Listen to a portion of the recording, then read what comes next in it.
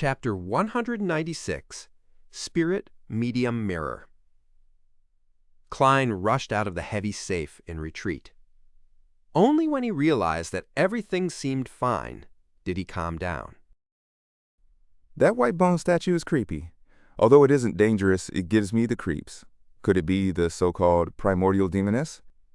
An evil god, like the hidden sage, the dark side of the universe, or the true creator? Klein recalled his hunches about Madame Sharon, and he suddenly understood what existence the white bone statue might represent. Just as he thought, his spirituality stirred as an ominous premonition gripped him. Klein quickly flew next to the window with complicated patterns and looked at the road outside. He saw a carriage driving towards the front gate under the light of the gas street lamps.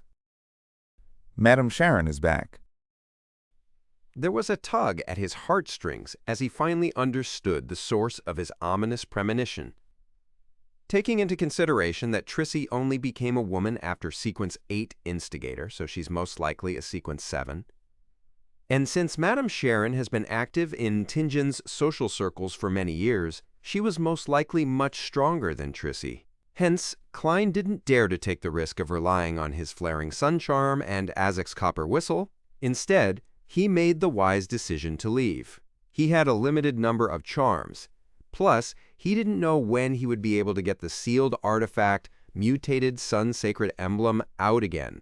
Hence, if it wasn't a desperate situation, Klein didn't want to waste his most powerful charms. He would also have the issue of explaining himself if he were to use it. I can't just tell Dunn that a kind expert had happened to pass by and helped me, right? As for why he didn't want to use Azek's copper whistle, it was because Klein wasn't sure if the messenger that was summoned had the ability to fight. What if it just looked strong, but only knew how to send letters? With what I discovered earlier, it should be sufficient for the Nighthawks team to take action. Why should I fight against Madame Sharon alone? We can totally gank her. Klein emphasized inwardly and ended his summoning. With a whoosh, he returned to the world above the gray fog. He then quickly wrapped himself in spirituality and stimulated a rapid descent to return to his body in reality. He quickly put out the flame and put away the candle. He removed the wall of spirituality and left Madame Sharon's bedroom. He took the same path back, but he didn't have the time to reset the bolt on the balcony door. Sliding down the water pipe, Klein climbed over the wall, which was opposite the entrance of the house. He remained hidden until he reached the neighboring street. Then he hired the expensive night carriage to Zoutland Street. Madame Sharon, who looked beautiful in her black dress, slowly walked to the second floor. She dismissed her maidservants and opened the door to her bedroom. Her pure, clear eyes suddenly concentrated and reflected fine threads that were almost transparent and unnoticeable. They didn't possess the luster of spirituality. They were like human hair that was pathologically changed. If one didn't already know of their existence or have a pair of very special eyes, they wouldn't notice the strands. All those fine threads had torn and fallen to the ground. Madame Sharon squinted her eyes and directed her focus onto the thick gray metal safe. 36 Zoutland Street, the Blackthorn Security Company. Dunn was reading the newspaper casually with his legs crossed. He looked at Klein, who appeared before his office door with a strange expression. He sighed and said, "Weren't you supposed to slip into Madame Sharon's house to do an initial search? Did you encounter some sort of problem?" Klein nodded seriously and said, Yes, I suspect that Madame Sharon is a member of the Demoness sect. A member of the Demoness sect? Dunn lowered the newspaper and ruminated over the words. He then asked seriously, What did you discover? Klein didn't sit down. He leaned his body forward and supported his weight with his hands holding the edge of the work desk. First, I found a photo. There was a young man in the photo, but he looked very much like Madame Sharon. If he were to change into female clothing, put on makeup, and Photoshop the picture a little, he would look exactly like Madame Sharon. Klein held back his urge to lampoon. Similar to Instigator Trissy? Dunn's eyes sparkled as he was enlightened. They had previously predicted that Trissy was most likely a member of the Demoness sect. Yes. Klein nodded with mixed emotions as he continued. I used a divination to discover that Madame Sharon has a white bone statue in a hidden compartment in her safe. It's of an extremely beautiful woman, but her hair is very long, to her ankles. Every single strand is as thick as a venomous snake. On the tips, there were eyes. They looked rather creepy. Captain, is that the image of the primordial demoness? As his security clearance was insufficient, the information about the Demoness sect that he could read was very limited. Dunn recalled and nodded with a serious expression and said, That's the image of the primordial demoness. We have to take action immediately and seize control of Madame Sharon. Klein immediately agreed and said, If Madame Sharon is a mid-sequence beyonder from the Demoness sect, I have to assume that she'll be able to tell that someone had sneaked into her bedroom. Then he suddenly felt puzzled as he blurted, Captain, why do the 7 Orthodox gods only have symbols without any actual image, while the evil gods that I'm currently aware of have anthropomorphic appearances? The true creator and the primordial demoness are examples. Is this one of the differences between Orthodox gods and evil gods? The Tad is Havamekshal Lis. Why would there be such a difference? Klein added inwardly, but he wisely didn't say it out. That's one of the differences between Orthodox gods and evil gods. Dunn gave a reassuring answer. Then he got up and walked towards the clothes rack. He said, Let's not delay any further. I'm worried that Madame Sharon will run away. Then Dunn paused. Go upstairs to get Kenley. With the 3 of us taking action together, we can apply for one sealed artifact.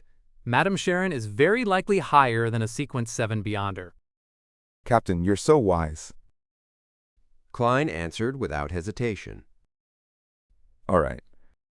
Then he asked curiously, Captain, which sealed artifact are you going to use?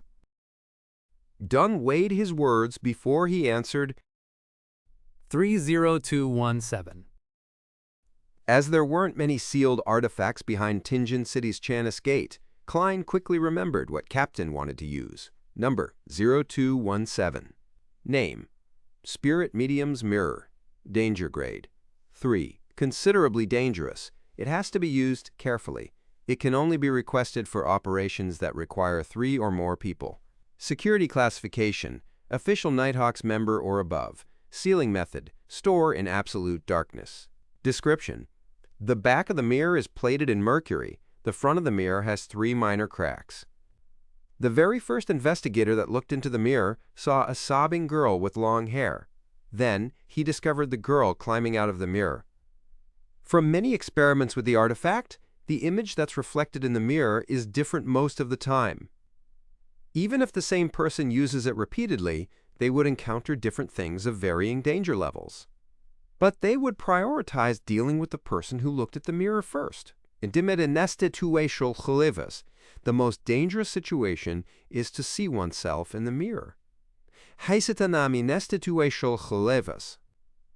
If no one looks at the mirror, under the prerequisite of there being light, an image would surface automatically every 3 hours. It doesn't possess any living traits. Remark: the mirror originally belonged to a spirit medium and was a very ordinary mirror until one day the spirit medium committed suicide when looking into it.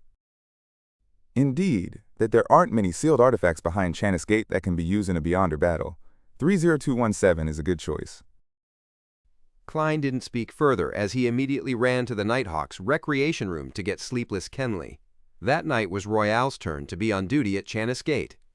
Leonard was off duty, Sikatron was patrolling areas like Raphael Cemetery, and the new member would only arrive on Sunday. Hence, Dunn could only pick from Fry and Kenley. Taking into consideration that Madame Sharon was from the Demoness sect and had little to do with dead spirits, he had opted for the latter. After a few minutes, Dunn returned from the basement. He held the mirror that was tightly wrapped in a thick, black cloth. Frankly speaking, if I didn't know beforehand, I wouldn't be able to tell that it's a mirror. None of it is exposed. Klein went forward with the petite-sized Kenley. Dunn passed the mirror to Kenley. You're in charge of using sealed artifact 30217. Upon seeing that, Klein suddenly realized that he was a Sequence 8 Beyonder, and that he possessed the ability to fight head-on. He couldn't just hide by the side as support. Man, I'm a little nervous. He touched the slumber charms in his pockets and made sure that he was well prepared. The only problem is that in order to make it easier to climb, I'm not bringing my cane. I can borrow Kenley's. He has the mirror in one hand and a gun in the other. That should be sufficient. Amidst Klein's thoughts, the trio arrived downstairs and took a carriage to Osna Street. On their way there, Kenley looked at the sealed artifact 30217 in his hands. He sighed from the tension. This is the first time I've been involved in such a dangerous operation. Normally, the Nighthawks wouldn't use any sealed artifacts to deal with Beyonder incidents. When they went to Morristown, they had applied for the mutated Sun Sacred Emblem for preventative purposes. Given how far away Morristown was, it would have taken backup some time to arrive if they needed it. This time, they were almost certain that their target was a mid-sequence Beyonder, Klein replied with a smile. Don't worry. Perhaps Madame Sharon has already fled.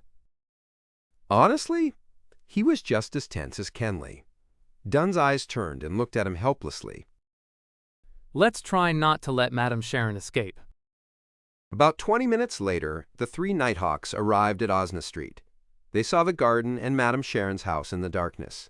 The house lay in silence as though nothing had happened. Klein took out the pendulum in his left sleeve and made a quick divination. There's danger inside. There's danger inside. After he recited the statement 7 times, he opened his eyes and saw the topaz pendant spinning clockwise. The amplitude and speed were considered medium level. It meant that there was danger in there. Not very high, but it wasn't very low either. Chapter 197. Operation. There's danger in there. Not very high, but it isn't very low either. This means that Madame Sharon is still in the building. She hasn't fled yet. Klein froze for a moment, quickly realizing the reason. He had entered a unique state by summoning himself to inspect the safe. He hadn't forcefully broken the lock when he was inspecting the secret compartment, nor did he activate any hidden traps. Thus, Madame Sharon wouldn't have discovered that her secret had been exposed. She would only think that there was a break-in, or some private investigator was checking on her to no avail. In such a situation, it was logical that she would continue to stay home. It made logical sense. To lose composure from a tiny matter and overreact wasn't the Madame Sharon whom Klein had come to understand.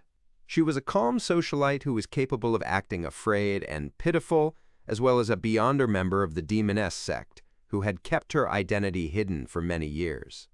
If the telephone had been invented, Madame Sharon definitely would have called one of her lovers and complained about the security in Tingen City whilst hinting that it was Madame Maynard. Klein began imagining a melodramatic plot. He told Dunn and Kenley the results of his divination as well as his guess. Dunn pressed down on his hat as he looked at the second floor of Madame Sharon's apartment. He said, There's no need for us to rush in. Why? Kenley, who was holding sealed artifact 3-0217, instinctively asked. He was filled with fear towards the spirit medium mirror in his hands. He was afraid that some unexpected event would arise from the sealed artifact. Dunn wore his black gloves and looked at Klein. Do you still remember what happened when we tried to capture instigator Trissy? I remember. Klein replied after some thought. She seemed to be able to detect our presence and make the necessary responses, which resulted in her successful escape. I also remember suggesting the use of bombarding the house when the captain asked me how I would deal with the situation. That was the safest, most surefire method. But not this time. We can't use it here, as there are many innocent maids in Madame Sharon's house. If we notified them in advance and got them to evacuate, that would definitely catch Madame Sharon's attention. According to Leonard, Trissy could turn invisible. We have to assume that Madame Sharon has that ability too. Klein connected the dots at once. Dunn looked at the crimson moon in the sky and said, Good, your answer is very good. You're rather intuitive in such situations. We cannot approach recklessly and end up alarming Madam Sharon. I'll try dragging her into a dream from a distance. If I'm successful, you and Kenley will go and capture her. Well, you can make the decision of whether to kill her or not. Kill her if you cannot control her. Your safety is of utmost importance. Captain, your line of thought is always so clear at such critical moments. I was just waiting for you to say that. Klein praised in his heart. Over the months, Klein had grasped most of the unique traits of the different Beyonder powers of his partners when he was casually chatting with Dunn, Leonard, Fry, and the rest. Amongst those, Dunn Smith, who was a nightmare, could freely enter the dreams of a sleeping person, even though he was at home or at the Blackthorn Security Company. But how he did it was a secret of his own sequence, and Klein didn't ask about it too deeply. The ability to drag someone into a dream had a limited range and was normally used during direct confrontations. But Klein had once heard the captain say that the ability also had a certain effect when used within a 100-meter radius, but he needed time to complete the process. He couldn't do it instantly, for the process was similar to coaxing a child to sleep. At this moment, Dunn was going to drag the distant Madame Sharon into a sleeping state, a little at a time. After completing the first stages of the restraint, he was going to create the most opportunistic conditions for Klein and Kenley. All right. Kenley was also rather accepting of the captain's plan. Without any more chatter, Dunn leaned on the corner of a wall and shut his eyes. He put his hands together and lowered his head. His black trench coat and silk hat blended into the night. In the opulent bedroom, Madame Sharon was leaning on her comfortable rocking chair, completely naked. Her fair and excellent figure was completely exposed. She sometimes turned her head towards the full-length mirror to admire her charming self.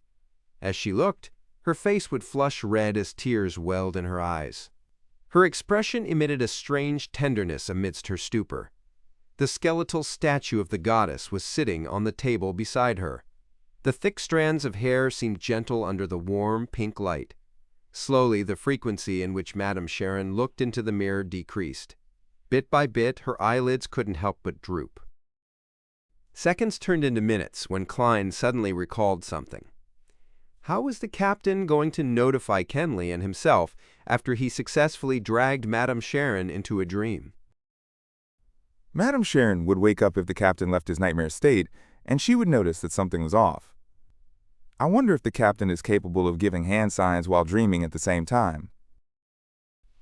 Klein looked at the worried Kenley pacing around and intended to discuss this with him in order to distract him. At that moment, his mind turned into a blur. He saw a giant crimson moon, as well as Captain Dunn Smith in his black trench coat under the moon. There was also the short Kenley, his expression dazed. Klein realized that he too was dreaming. I've been dragged into a dream by the captain, so that's how he was going to notify us. He wanted to facepalm himself, but could only maintain his trance-like state while saying muddle-headedly, Captain? Dunn nodded slightly and said, Madam Sharon has entered a dream. You can take action now. He then emphasized, Remember to be careful, and don't be too reckless. We would rather miss the opportunity than take unwarranted risks. Just as he finished his sentence, the world before Klein shattered. His eyes reflected Dunn Smith again. He was still at the corner of the wall, looking down with his hands clenched tightly into fists. On the other side, Kenley, who had stopped pacing about, also opened his eyes. The duo exchanged looks and nodded. Both of them entered a state to execute their operation.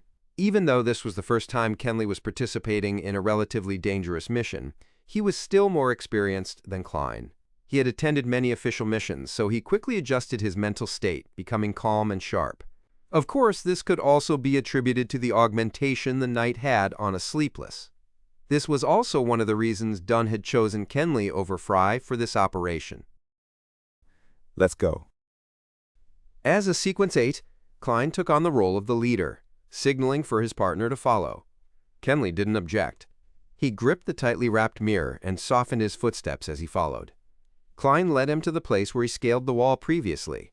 He grabbed onto the crevices of the wall and made it to the top of the wall with little effort.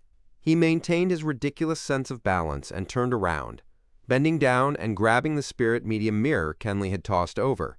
The moment he touched the mirror, Klein felt his spiritual perception tighten suddenly. It was as if what was covered by the black cloth wasn't a mirror, but a door to some unknown, dangerous alternate world.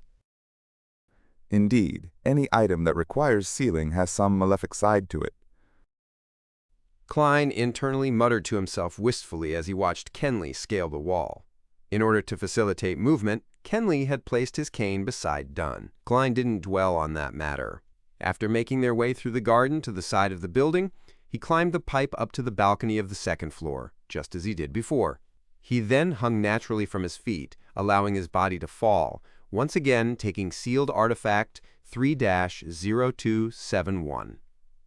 Kenley looked at him, puzzled, but immediately he nodded his head in enlightenment. At that moment, Klein was shocked by his own actions. He exerted a force using his waist, and with the support of his left hand, he easily flipped over. What happened just now? Why did I move like that? It felt so natural. Is that an ability of the clown?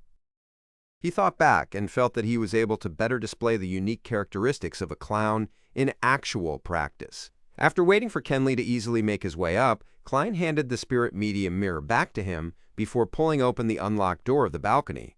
Kenley carefully pulled away the black cloth wrapped around sealed artifact 3-0271. He pointed the object mirror side down, reflecting the tiles on the ground. One of the rules of the spirit medium mirror was not to use it on yourself or your partners. After putting away the black cloth, Kenley took out his revolver and followed behind Klein. They made their way past the corridor towards Madame Sharon's bedroom, their footsteps light.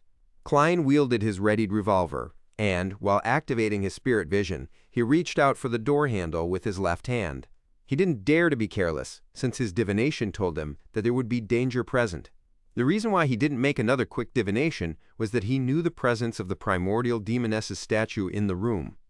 At this distance, his divination would definitely be interrupted. He knew that there was no way for him to get a clear answer without relying on the gray fog's obstruction.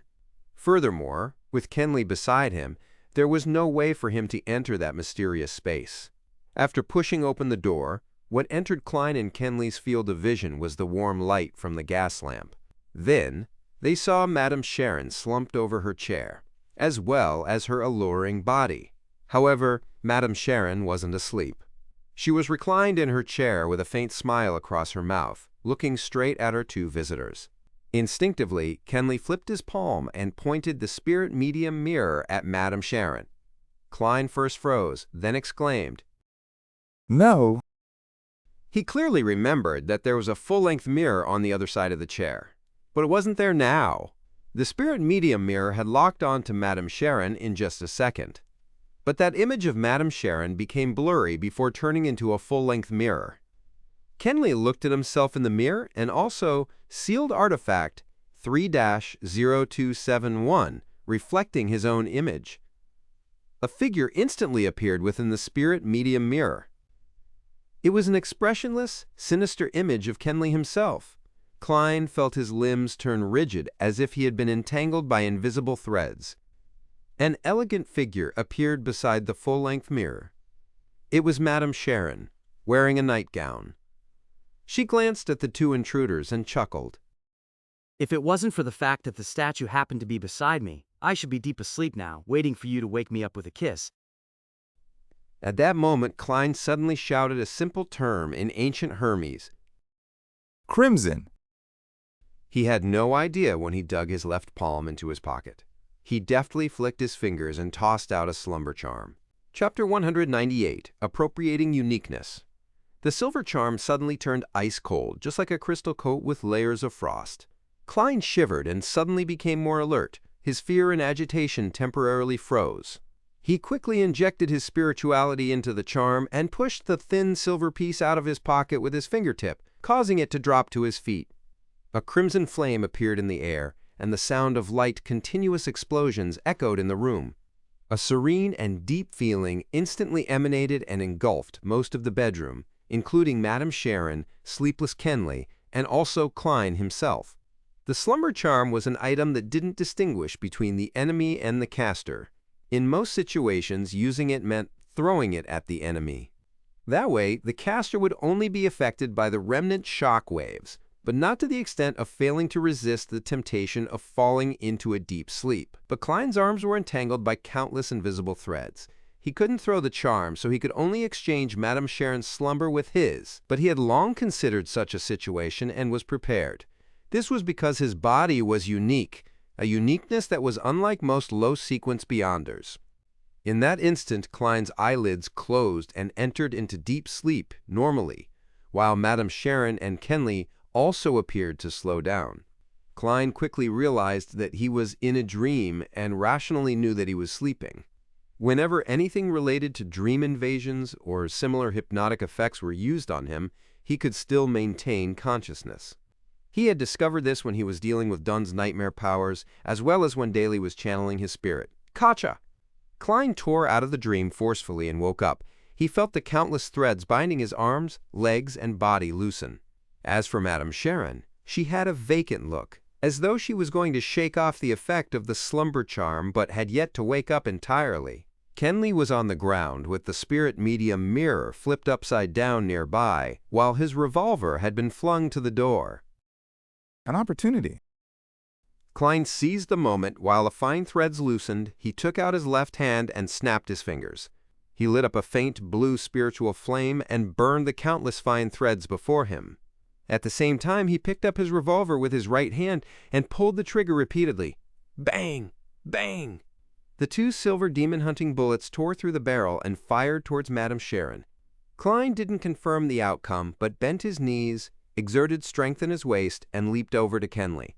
Simultaneously, he broke the fine strings that were tied around his body. His earlier shots were mainly to inform the captain that something unexpected had happened inside. They were already fighting and were in need of assistance. Of course, if he could shoot Madame Sharon directly, that'd be the best outcome. However, Klein didn't believe a sequence 7 or 6 beyonder could be taken care of so easily. There were faint blue flames twirling in the air, dancing across the fine threads in the room. In such a dreamy scenery, the two silver demon-hunting bullets struck Madame Sharon's body. Katja! Katja! Madame Sharon was in her translucent sleeping robe, and her indistinct body shattered like the crimson moon's reflection in a lake. The full-body mirror next to her cracked into pieces, and most of them shattered into about thumbnail-sized chunks, while a small amount remained on the frame.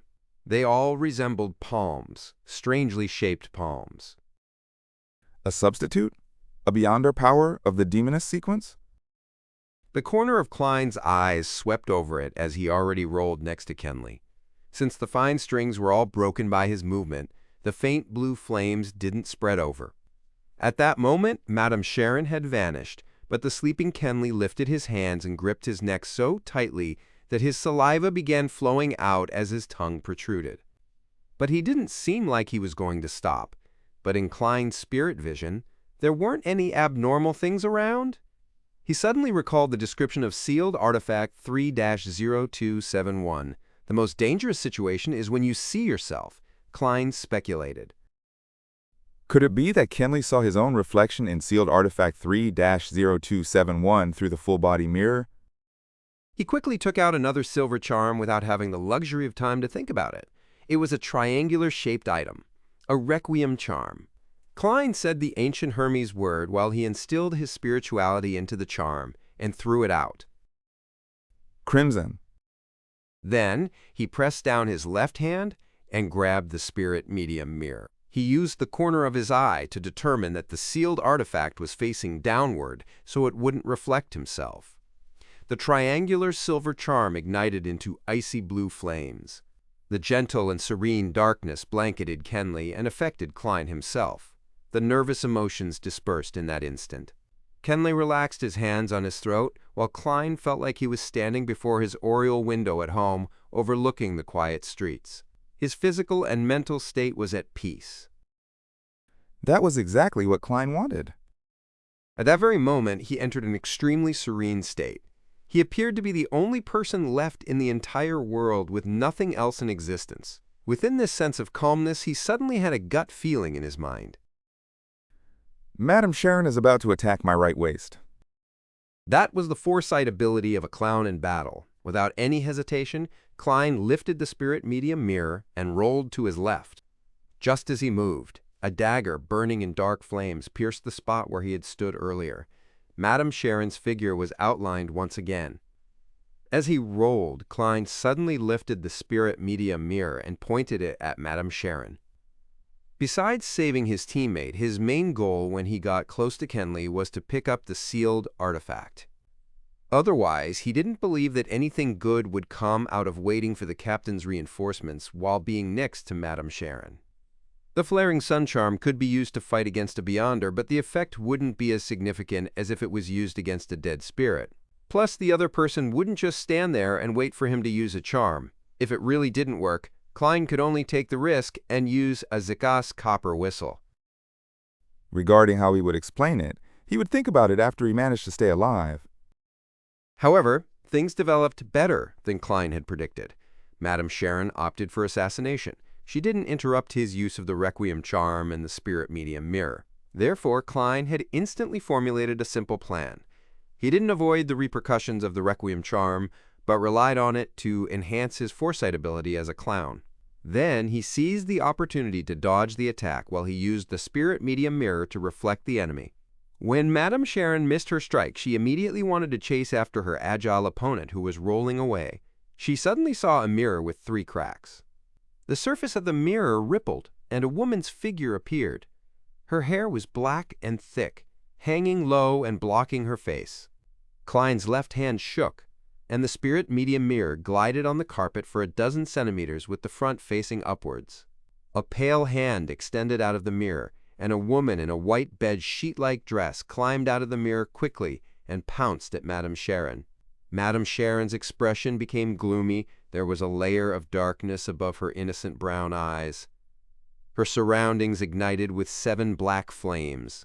With a swoosh, a black flame flew out and hit the woman in the white dress. Whoosh! The woman caught on fire and wailed in pain. Very soon she vanished into thin air. Sue! Sue! Sue! The black flames flew at Klein one after another like bullets. Klein's pupils constricted as he quickly rolled away. He didn't dare stay in that spot. However, his action of rolling gradually became slower because there seemed to be fine threads entangling him again. They slowed him down and affected his motion. It seemed like the nemesis of the clown's combat abilities. The black flames flew past Klein's face and fell onto Madam Sharon's bed. However, it didn't burn, seemingly effective on items with life or spirituality. Klein had yet to feel rejoice over his successful dodge when another premonition flashed through his head. He twisted his spine and changed his forward flip into a side roll. A transparent ice crystal suddenly appeared like a spear and stabbed into the carpet where Klein had originally intended to land. The white frost expanded and struck Klein, whose actions were affected by the fine threads. He suddenly shivered, and his body became stiff. Although he could still move, he was much slower. Madam Sharon had black flames surrounding her again, and there was a transparent ice spear that condensed in her hands. Klein didn't hesitate any further as he shoved his hand into his pocket and grabbed Ozik's copper whistle. He! Just then, Kenley shook off the effect of the Requiem and Slumber charms. He got up and looked towards Madam Sharon with a pair of vacant-looking eyes. His face seemed to be blanketed by a shadow, making him look silent yet creepy. Thud! Thud! Thud! Kenley leaped at Madam Sharon, who was the closest. Madam Sharon narrowed her eyes and shot the black flames surrounding her one after another at Kenley. Poof! Poof! Poof! The black flames disappeared like snowflakes and didn't have any effect. Klein was stunned at first. Then he lifted the gun in his right hand and pulled the trigger while aiming at Madam Sharon. Bang! Madam Sharon dodged ahead of time and threw the frost spear towards Kenley, but it only penetrated his clothes and not his skin. Hence, it didn't create a freezing effect. Bang! Klein fired again, and Madam Sharon dodged to the side of the broken full-body mirror and picked up a palm-sized fragment. She continued to walk swiftly and dodged another bullet. She then used the irregular fragment to reflect Kenley as he leaped over at her. Right on the heels of that, Madame Sharon dodged to the side as she swiped the mirror with her palm, which was covered in black flames. At that moment, Klein had emptied his revolver. He had no choice but to throw it, letting the empty shells and revolver fall to the carpet. Just as he rolled over to pick up Kenley's revolver, he heard his teammate's tragic scream. Kenley stopped before bending over and vomiting. It was bile at first, then a red heart, followed by his lungs and stomach that were burning with black flames. Chapter 199, Successful Toss of the Die. The beating heart, the yellowish-green liquid, the silently burning black flames, and the falling figure entered Klein's field of vision and etched themselves deeply into Klein's mind. The most dangerous mission he had encountered up to this date had been when he was dealing with Ray Bieber, who was in the midst of digesting. Even such a terrifying and dangerous monster had only resulted in severe injuries to the Beyonders on the mission. No one had to sacrifice their lives. The deaths of the Beyonders Klein had witnessed, including old Niels, were all due to them losing control.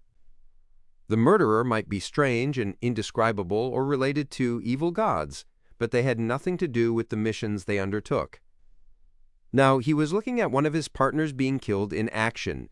The death was purely due to one mistake, that Nighthawks were fighting against madness, but so were they also fighting against danger. There might never be an opportunity to make up for that one mistake. Klein's thoughts erupted with a boom. Apparently having taken a huge blow, he knelt down and lifted his right hand, firing successive shots at Madame Sharon. The silver demon-hunting bullets pierced through the invisible threads and shot towards her head and transparent sleeping gown. Suddenly, Madame Sharon appeared to be yanked in another direction by something, allowing her to successfully avoid Klein's manic shooting. Klein only managed to collect himself and regain the ability of rational thought when he finished firing the 5 bullets in his revolver, and the sound of the hammer striking an empty chamber entered his ears. His heart tightened. Without any time to reload, he tossed the revolver to the side and took out a stack of tarot cards. Pah! Madame Sharon's body moved to the side and saw a card fly past her, piercing deeply into the surface of the makeup table. She smiled, her beautiful brown eyes once again taking on a black luster. At that moment, her waterfall-like brown hair suddenly flailed into the air like it was lifted by an invisible force. Madame Sharon froze. She wanted to dodge, but she was too slow. Klein had tossed out a magician card, successfully pinning her hair to the wall. Bah! Madame Sharon forcefully tore away her hair and rolled forward, her body quickly vanishing from Klein's line of sight. She's turned invisible again. Klein had a tarot card between his fingers as he slowly turned around while being alert of his surroundings. Suddenly he realized why Madame Sharon had to give up her attack and why she had slowed down. If the situation had developed normally, Klein would have had no choice but to use Azek's copper whistle to deal with this terrifying demoness. Yes, the captain must be around here somewhere. He felt a little excited. He looked around, his gaze instinctively falling on the window. At the same time, he made a judgment in his heart. Madame Sharon wants to flee. She knows that we still have a partner with the ability to drag her into a dream, but she is unsure if there would be other reinforcements from the Nighthawks, mandated punishers, or machinery hive mind. Even though she's powerful, there's no way that she can wipe out a team of Beyonders on her own. With that thought, Klein flicked his wrist, tossing the tarot card towards the window. Whoosh, whoosh, whoosh! He threw out 5 cards in succession, 3 sealing the window and the other 2 towards the door. Crack, thud, thud! Amidst the sound of shattering glass, 2 tarot cards dug into the ajar bedroom door, one after the other. As he expected, Klein heard the sound of dodging. He once again tossed cards out, making use of his clown's intuition to pinpoint where he should be aiming. The cards pierced through the air and rapidly advanced before drilling themselves into the sturdy wall. However, a figure was quickly outlined in the air. It was none other than the brown-haired Madame Sharon, who was in a translucent sleeping gown. The moment Madame Sharon was exposed, her eyes lost their focus as though she was falling asleep standing. Captain. Klein scanned his surroundings but was in no hurry to throw his cards. This was because he knew that Madame Sharon would quickly break out of the dream. He had to deal fatal damage in these 2 or 3 seconds, or their opponent would escape. It was easy to escape from a nightmare when there was a huge distance between them. Bending his knees, Klein rolled forward diagonally. He went prone and extended his right hand, grabbing the edge of the spirit medium mirror that was facing upward. He then flicked his wrist before his reflection could appear in the mirror. He tossed sealed artifact 30271 towards Madame Sharon, mirror side facing her. Madame Sharon's body trembled. The color of her brown eyes was quickly restored as they once again found their focus. And awakening before her was a crystalline layer of sturdy frost that appeared on the surface of her body. However, she didn't see the card, nor the demon-hunting bullet approaching her. All she saw was a mirror, and that the mirror was reflecting her innocent, yet alluring beauty. That beautiful face in the mirror suddenly became contorted. Wrinkles, gashes of blood, and rotting spots appeared on her face. No! Madame Sharon let out a shrill cry as if she had just witnessed someone she loved die. Her skin quickly took on a green color as yellow pus flowed out the corner of her eyes. After a moment of suffering, a silent black flame burned outward from within Madame Sharon, as if she was trying to expel something. The black flames then condensed into a thick frost, as if it was creating a coffin for an eternal rest. The invisible threads finally took on a color that was visible to the human eye. They enveloped the frost, forming a gigantic cocoon. Thud! Thud! Thud! Sealed artifact 30271 fell onto the ground and tumbled before stopping beside Madame Sharon's giant cocoon. At that moment, Dunn broke through the window frame and somersaulted into the room. He caught sight of Kenley, who had stopped breathing, and his expression sank. It was at this moment the cocoon cracked open. The coffin of ice crumbled an inch at a time as black flames turned into specks of light, dissipating into the surroundings. Madame Sharon's skin had regained its normal color. Her eyes showed fatigue, but she seemed normal. Her eyes reflected Klein, who was still sprawled on the ground. She also saw Dunn Smith, his finger pressed on his glabella with his eyes closed. A formless ripple spread outward from Dunn as Madame Sharon's eyelids drooped uncontrollably. Under Dunn's trench coat were writhing, snake-like objects. Klein knew that the captain couldn't restrain Madame Sharon for long, just like when they were previously fighting Monster Bieber.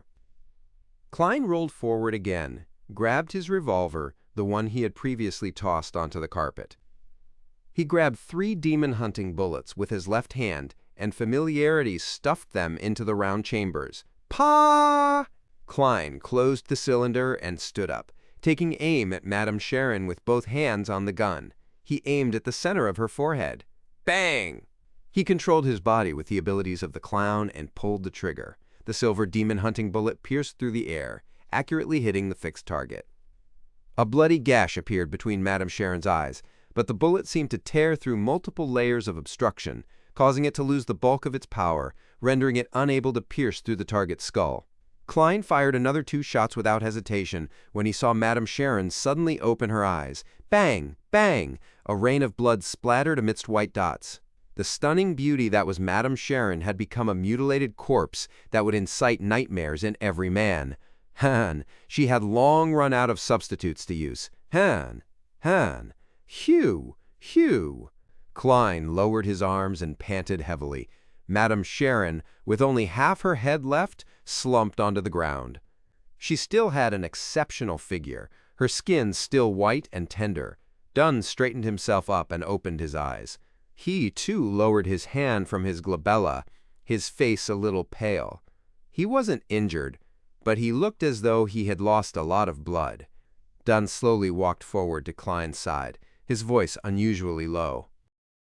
If it wasn't for the fact that she wanted to kill a few people before she tried to escape, if it wasn't for sealed artifact 30271 reflecting herself by chance, we probably would have only been able to injure her. If it wasn't for how unique I was, I would have died along with Kenley in the first 10 seconds of the battle. Klein turned to look at Kenley, who was silently lying on the black ash. He exhaled. Captain, Kenley. I know. Dunn replied with a raspy voice. I made a mistake. I was fooled by Madame Sharon. I didn't expect her to secretly escape from the dream. He paused, then he said in a serious tone, But you have to get used to this. It's normal for Nighthawks to die during missions. Perhaps the next one to die would be me. Klein fell silent, not knowing how to reply. Kenley still had his eyes open, staring blankly at the ceiling. May the goddess bless you. May you find true peace. Dunn walked over to Kenley's side and drew a crimson moon on his chest. He then squatted and closed his partner's eyes. May the goddess bless you. May the serene night no longer harbor any danger or madness. Klein also drew the crimson moon as he prayed silently in his heart. A few seconds later, he forcefully retracted his gaze and asked in a heavy voice, Captain, should I channel her spirit now? Dunn nodded indiscernibly. Don't attempt to ask about the primordial demoness. That's very dangerous. I'll guard you and prevent any accidents from disturbing you. Klein didn't tarry. He took out the various ingredients and quickly set up an altar, starting the mediumship ritual. After reciting the incantations, he took a step back and used a dream divination. Madame Sharon's partners in crime. Madame Sharon's partners in crime. After reciting the statement 7 times, Klein entered a dream. He saw Madame Sharon's soul within the hazy world. He reached out to the transparent, ethereal soul, and the scene before his eyes changed. Apia. It was a night scene. Madame Sharon, who was wearing a long black robe, handed an ancient bronze book over to Instigator Trissy. She laughed a little manically after hearing the latter's doubt over the term witch. Weren't you always curious? Curious about why our upper echelons are all female? Klein thought to himself, So it really was the demoness sect. Leonard's guess accurately matches the truth. He really does have a huge secret. The corresponding sequence 7 for assassin and instigator is witch? What a trap. The scene immediately changed. Klein saw a vast hall with narrow windows all around the place, and a lady clad in a pure white robe. Her back was facing Madame Sharon as she said with a smile, We can reach sainthood as long as we advance towards the primordial. We can attain power, attain salvation, and avoid the end of days. Madame Sharon lowered her head and asked curiously, Why must we become women? Is it because the primordial is a woman? Do women symbolize destruction and calamity? The lady whose back was facing Madame Sharon answered calmly, No, men are the same. They are the synonym of war. These are two similar pathways. Chapter 200, The Demoness of Pleasure, Synonym of War, a similar sequence as the Demoness sequence pathway. Which one would it be? Klein watched the movie-like scene as he recalled the sequence pathways that he knew of. As he was only an official Nighthawk, there was still a lot of information that he couldn't access. He was still in the dark about the names of the mid to high sequences and their corresponding traits. He only knew about the few that he had learned of from the eternal blazing sun, such as the Priest of Light and the Unshadowed, the God of Combat sequence pathway that he found out from the young man's son, such as Dawn Paladin, Guardian, and Demon Hunter, as well as Spirit Guide and Gatekeeper, which he found out from Daly and Dunn. Hence, it was difficult for him to judge which sequence pathway would be a synonym of war. He could only eliminate them one by one, such as the God of Combat sequence pathway, which seemed more like individual battles rather than war. Klein thought about it and minimized the scope to 5 options. First was the Arbiter sequence pathway, which the Lowen Kingdom's ruler, the Augustus family, and the Fenapotter Kingdom's Castilla family were in control of. But Klein felt that this option was the least likely, because the Arbiter's corresponding sequence 8 was Sheriff, and sequence 7 was Interrogator, which both seemed to be leaning towards trial and judgment, but not towards war. Second was the 4th Epoch Solomon Empire's pathway of the Black Emperor. Its sequence 9's modern name was Lawyer, which was good at discovering and using the flaws and weaknesses of an opponent while also possessing outstanding eloquence and logical thinking. That was the second lowest possible sequence pathway. He suspected that the development of the sequence would make use of rules and walked in the shadow of order. Of course, war was also considered as one of the shadows of order. Third was the hunter sequence pathway that was in the control of the Fasak Empire's rulers, the Einhorn family, the Intis Republic's former royal family, the Sauron family, and also the hidden organization that only appeared in the last 200 to 300 years, the Iron and Blood Cross Order. Klein thought it was quite possible. The Nighthawk's confidential information described hunters as excellent trackers, outstanding trap masters, and superb hunters. The corresponding Sequence 8 was Provoker, while Sequence 7 was Pyromaniac. Both were partially associated with massacre and war. Fourth was the ancient organization Blood Sanctify Sect that worshipped demons. They were in control of the criminal sequence pathway. From the sequence title itself, Klein felt that it had a high possibility. Fifth was the Rose School of Thought that was known for bloody rituals. They had the prisoner sequence pathway, and the reason was the same as the one before. Just as Klein was drowning in his own thoughts, the scene before him changed. Madame Sharon had just finished showering, and her wet hair hung low. There was a fresh, yet seductive charm on her face. I can't see the woman in the white robe that turned Madame Sharon into a demoness. It might be because my psychic ability is still lacking. Klein reined back his thoughts and redirected his attention to what was before his eyes. Madame Sharon flipped her hair and water droplets glided down her cheeks.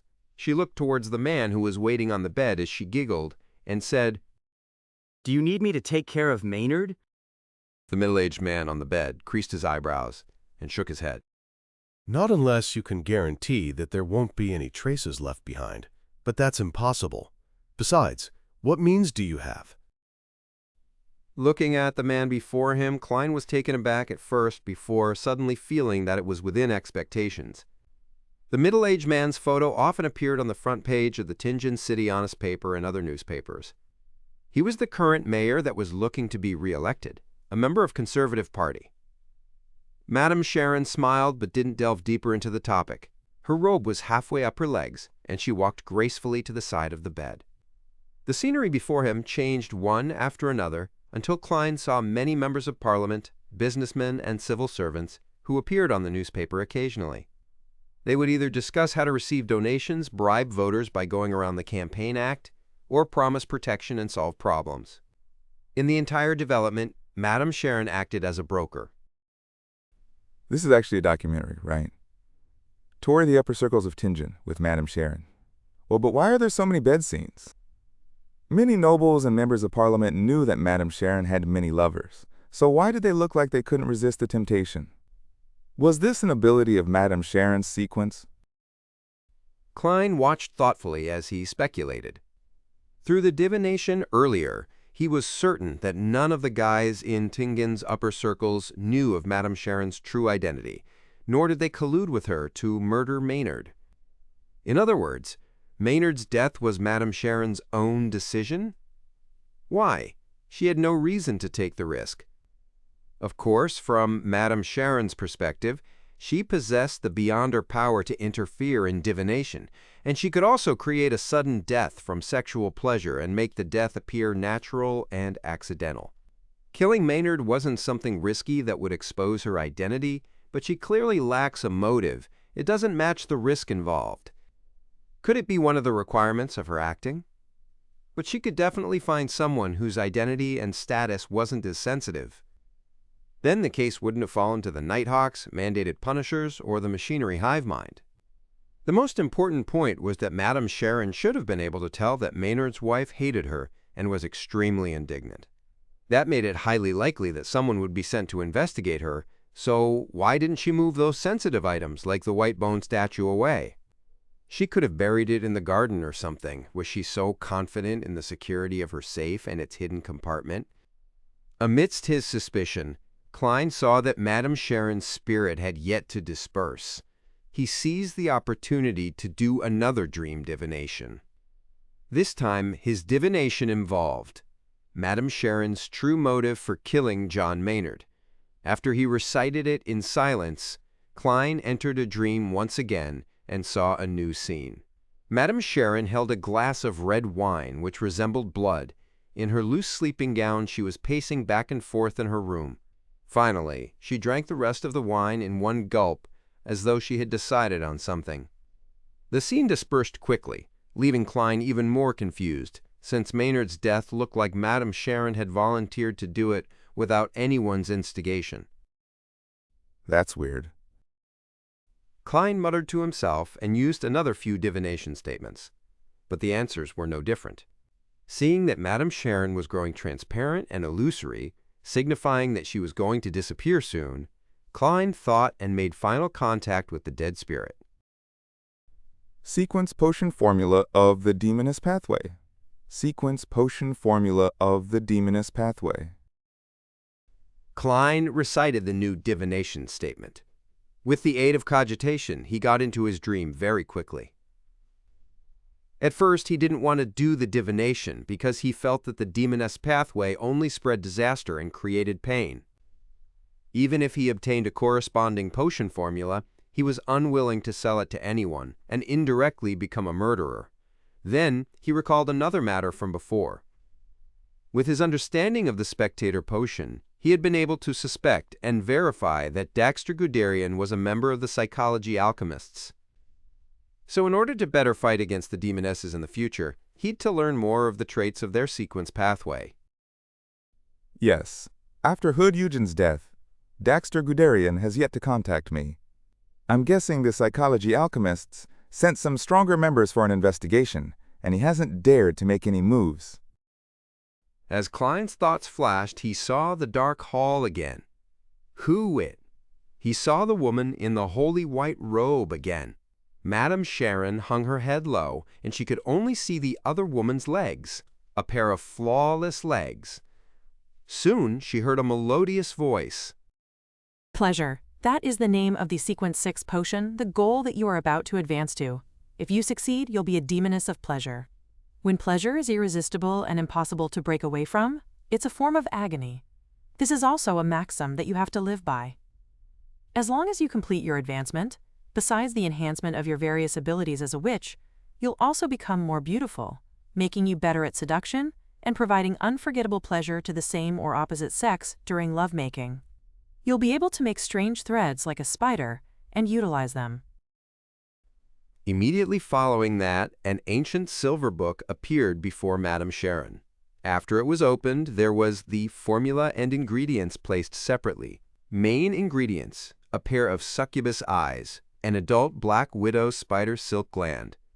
Supplementary ingredients: 100 milliliters of purified water, 5 drops of black jimson weed juice, the complete remnants of a succubus's hair, 10 grams of phanepotter fly powder, and 5 grams of real mummy ashes. The scene changed again.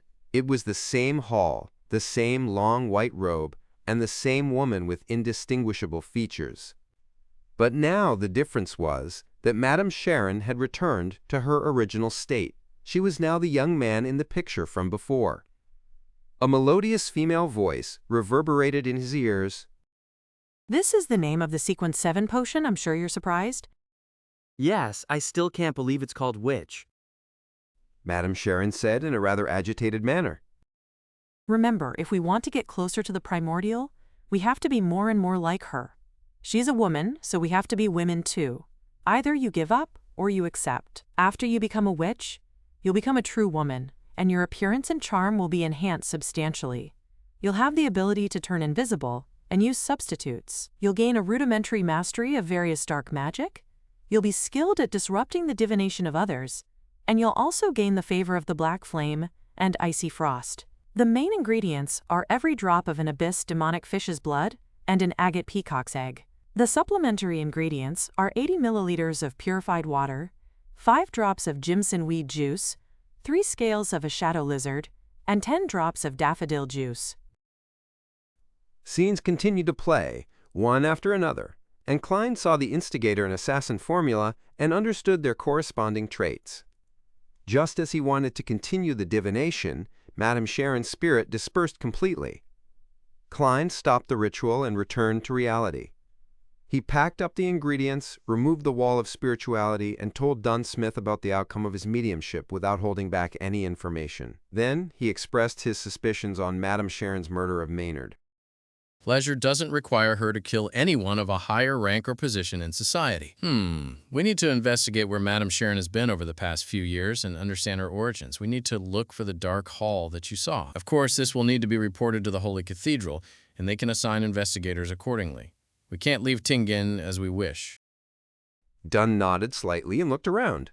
He said, Go to the first floor, check if those servants are still in deep sleep. If anyone is awake, bring them over and make them sign a confidentiality contract as per protocol. I'll be in charge of the second floor. He found a black cloth and covered the sealed artifact 30271. Upon hearing that, Klein suddenly understood why the intense battle hadn't brought the servants over. The captain had sent them into a deep sleep from the very beginning. Klein's body was still cold and stiff. He had to slow down and move forward in very, very light steps. Rasha. When he passed the bedroom door, he extended his hand and pulled out the 2 tarot cards at the door. He wiped them and put them back into his pocket. After he left the room, he walked towards the stairway. After taking a few steps, he suddenly thought of a question. How would he make sure that the person was in a deep sleep? Check with divination one by one? That'd be troublesome. The captain is a nightmare. He should be an expert in this. I'll have to ask him if he has any fast and simple methods. With this in mind, Klein turned around, walked towards the bedroom door, step by step, as he fought against the cold and stiffness in his body. Before he came close, he looked through the ajar door and saw the shattered pieces of the angled full-body mirror. There were still large shards of the mirror clinging to the frame, all the size of a palm. In the cracked mirror, Dunsmith, in his black trench coat, was kneeling beside Kenley's dead body, doing something. Suddenly, he lifted his head. His gray eyes were deep, and the corners of his lips were tainted with crimson blood.